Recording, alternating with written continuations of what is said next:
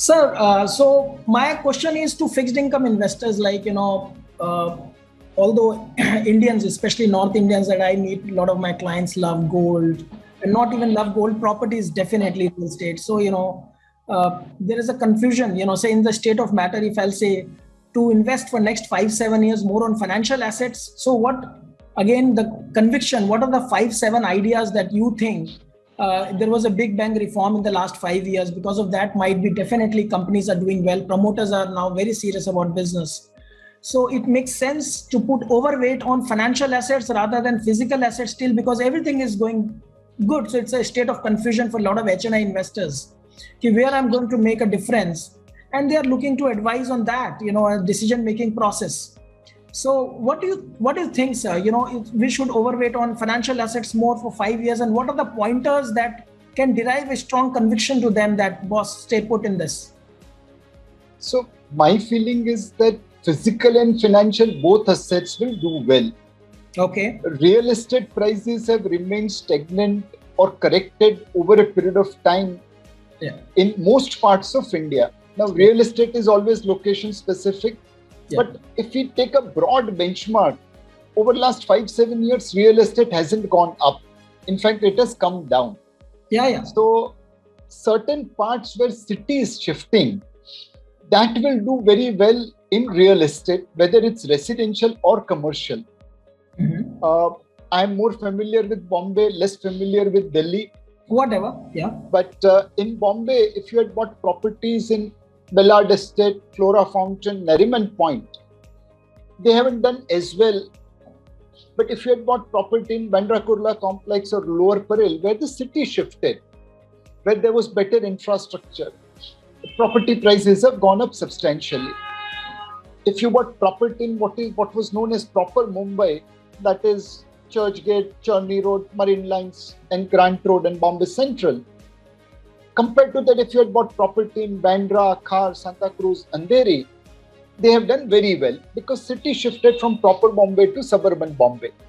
So wherever city is shifting, if you go and invest there in advance, you will make a lot of money. So in real estate, one can remain kind of equal weight. It's fairly valued. It's not expensive that you need to sell out despite current correction. But you need to be equal weight to equity. Equal weight, okay. Equal weight. In gold, we think you should be overweight. Wow. Now, why gold looks overweight? Why are we saying gold? Because one, gold generally does well when liquidity is high and interest rates are low. That kind of scenario will prevail in the days to come. Liquidity will remain excess, interest rates will remain soft despite rising marginally.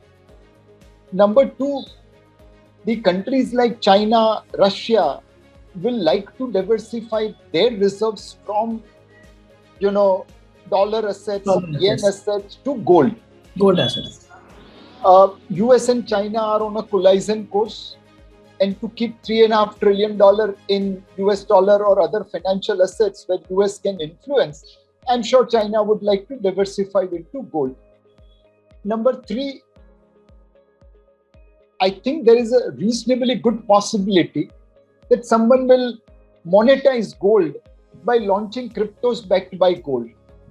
Gold is universally acceptable as a storage of value, and crypto backed by gold will probably have more acceptability compared to other cryptos over a period of time. This may not happen today, tomorrow, next 6 months, 1 year, but over next 5 years, this can happen. Put all these things together, can gold deliver you better return than fixed income? Answer is quite likely.